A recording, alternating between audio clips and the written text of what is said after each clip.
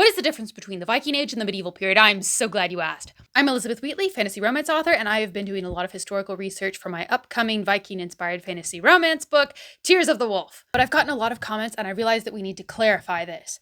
Most historians will tell you that the Viking Age started in the year 793, and that was with the Viking attack on the monastery of Lindisfarne. The Viking Age is traditionally held to have ended in the year 1066 at the Battle of Hastings. So it was a 273-year period.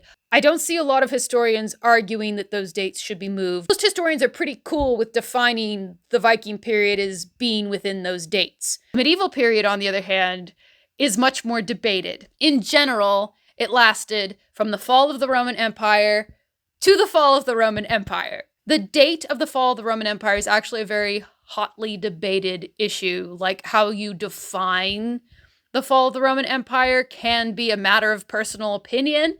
But again, most people agree that the Roman Empire fell sometime in the 5th century. 450s is when people usually agree the Roman Empire fell. So the 5th century. The end of the medieval period can also be complicated.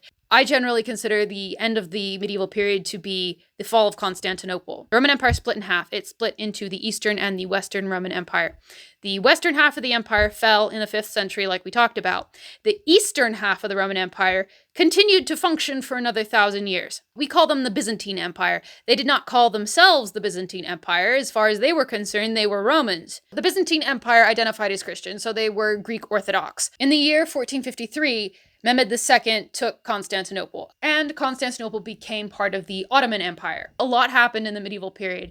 It was a 1,000-year era. Can't stress enough how much happened during that time period. A lot of people online start off with in the Middle Ages XYZ, but they actually mean in the High Middle Ages, in the Late Middle Ages, or in the Renaissance. Like the Tudors, for instance, they are closer to the modern period than they are the medieval era. But it's pretty uncontroversial to say the medieval period had ended by the end of the 15th century. So the Viking Age was an age in the middle-ish of the Middle Ages. Hope that clears it up.